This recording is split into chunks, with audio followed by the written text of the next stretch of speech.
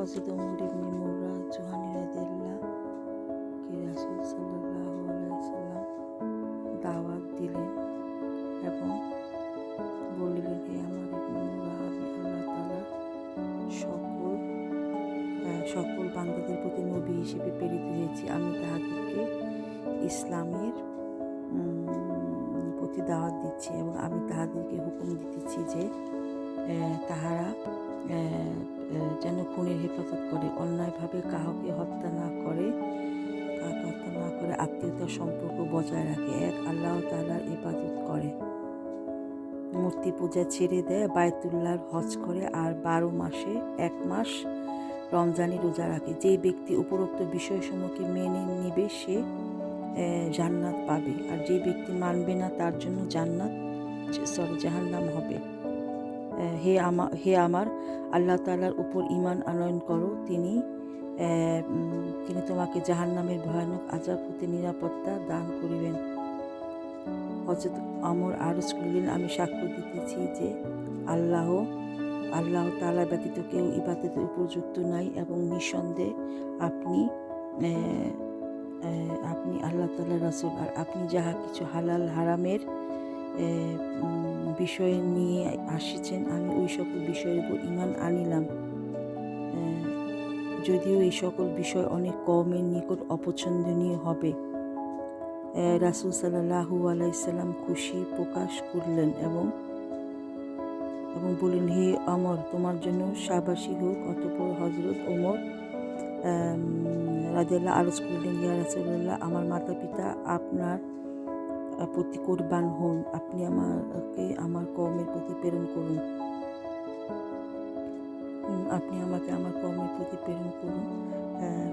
হইতে পারে আল্লাহ তাআলা আমার দ্বারা তাহাদের প্রতি অনুগ্রহ করিবেন, যেমন আপনার দ্বারা আমার প্রতি অনুগ্রহ করিয়াছেন। সুতরাং রাসূল সাল্লাল্লাহু আলাইহি ওয়াসাল্লাম আমাকে প্রেরণ করিলেন আর এই উপদেশ দিলেন যে নম্র ব্যবহার করিও, সঠিক এবং সরল কথা বলিও, কঠোর ভাষা দুর্ব্যবহার করিও না, অহংকার হিংসা করিও না। অতঃপর আমি আমার কওমের নিকট আসিলাম এবং বললাম, হে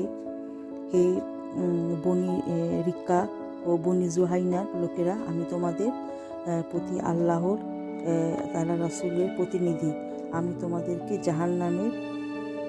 জাহান্নামের দিকে দাওয়াত এবং দিতেছি এবং তোমাদেরকে জাহান্নাম হইতে ভয় প্রদর্শন করিতেছি।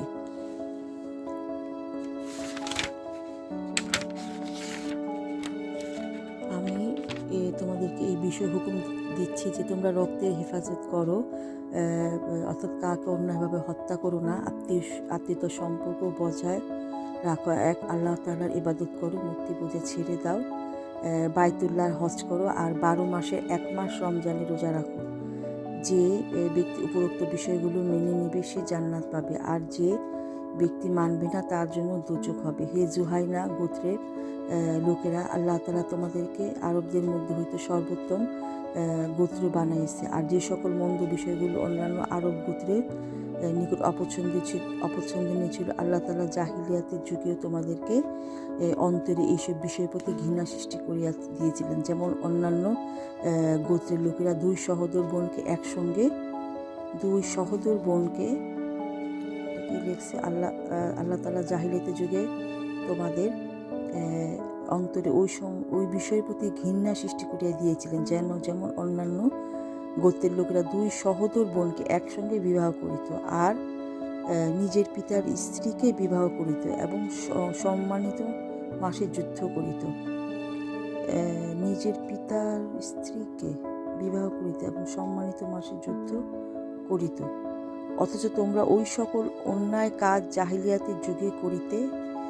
অতঃপর আল্লাহ তাআলার পক্ষ হইতে প্রেরিত সেই রসূলের কথা মানিয়া লও, যাহার বংশীয় সম্পর্কে বনি লুয়াই ইবনে গালিবের সহিত রইয়াছে।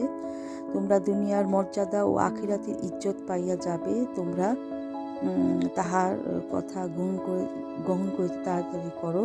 আল্লাহ তাআলার পক্ষ হইতে আগে ইসলাম কবুল করার কারণে তোমরা মর্যাদা লাভ হইবে। সুতরাং তাহারা দাওয়াতের কারণে একজন ব্যতীত সমস্ত কওমের মুসলমান হইয়া গেল। ফায়দা: 4 মাস সম্মানিত ছিল, যে মাসে আরবরা যুদ্ধ করত, ও যে মাসে আরবরা মানে 4টা মাস, যেটা বুঝলাম যে 4টা মাসকে আরবরা তোমার রেসপেক্ট করতো, সে যুদ্ধ করতো না। দেখো কত সুন্দর। মুহররম মাসে, রজব মাস, জুলকাদা, জুলহাজ, খুব সুন্দর, যে মাসে আরবরা যুদ্ধ করতো না। দেখো সম্মানিত, মানে আসলে হাদিস পড়লে অনেক কিছু বোঝা যায়। আমি এখনই বুঝলাম যে 4টা মাস সম্মান করতো তারা এটা। আর এখানে আমরা পেয়েছি যে তোমরা আগে নাকি যেমন অন্যান্য মানে ওই সময় আরবে 2 সহোদর বোনকে, মানে 2 বোনকে একসাথে বিবাহ করতো, মানে 2 বোনকে। এটা আসলে ইসলামে মোটেও জায়েজ না, আমি যতটুকু শুনেছি। একজন করতে পারবে তখন যদি সেই মানে 2 বোনকে তখনই করতে পারবে যখন একজনের মানে বিয়ে করতে পারবে একজন, যখন একজন তার প্রথমজন মৃত্যু হবে বা বোনের, তারপর সে তার আরেকটা বোনকে বিয়ে করতে পারবে। আর এখানে বলছে যে বাবার স্ত্রীদেরকে আগে, যেহেতু আমার যেটা মনে হচ্ছে আগের বাবার স্ত্রী, যেহেতু আগে অনেকগুলো একজন পুরুষ কিন্তু আগে অনেকগুলো বিবাহ করত, তো আমার মনে হয় যে ধরো সেই সন্তানটা তার মানে তার মানে মা ছাড়া আর যে অন্যান্য ওয়াইফকে ওনারা বিয়ে করতেন, তো তাদের ওয়াইফের কথা এখানে বলা হয়েছে। এগুলো সবই জাহিলিয়াতের যুগে অনেক কিছুই সম্ভব ছিল। তো আসলে আমরা আসলে অনেক কিছুই হাদিস পড়লে আসলে অনেক কিছুই আমরা আসলে বুঝতে পারি। তা আমি কিন্তু এই হাদিস পড়ে মানে এতটুকুই এখন বুঝলাম। তারপর এখানে আত্মীয়তা বলেছে যে আত্মীয়তার সম্পর্ক বজায় রাখতে হবে। ইসলামে এই জিনিসটা খুবই গুরুত্বপূর্ণ। আসলে আত্মীয়তার সাথে খুব বেশি সম্পর্ক বজায় রাখতে হবে। খুব বেশি মাখামাখির দরকার নেই, আবার খুব একটা যে খারাপ সম্পর্ক সেটাও না, আমি আর কি মনে করি। আর মূর্তি পূজা করতো ওই সময়, তো মূর্তি পূজাটা ইসলাম নিষিদ্ধ করেছে। আর অবশ্যই হজ করা, এখানে বলেছে বাইতুল্লাহ হজ করা। আর 12 মাসে 1 মাসে তো রোজা রাখা। আসলে কিছু ইসলামের অনেক কাজ, যেমন এই যে রমজান মাসে রোজা রাখা একটা মাস, তারপরে ইসলাম আসলে আমাদেরকে এগুলাই কিন্তু বলে যে মাসে রমজান মাসটা রোজা রাখতে উৎসাহিত করে, হজ করতে বলে, কিছু কিছু জিনিস মাতা পিতার প্রতি কর্তব্য একটা সে কথাও বলে। আবার তোমার হজ করার কথা, তারপরে তোমার এখানে যেটা আছে আত্মীয়তার সম্পর্ক বজায় রাখা, হজ করতে যাওয়া, মানে এই ধরনের কাজগুলোকে ইসলাম আমাদেরকে উৎসাহিত করে। আর হাদিস পড়লে মাঝে মাঝে আমরা আসলে তো কিছুই জানি না, তো হাদিস পড়লে আসলে আমরা অনেক কিছু বুঝতে পারি।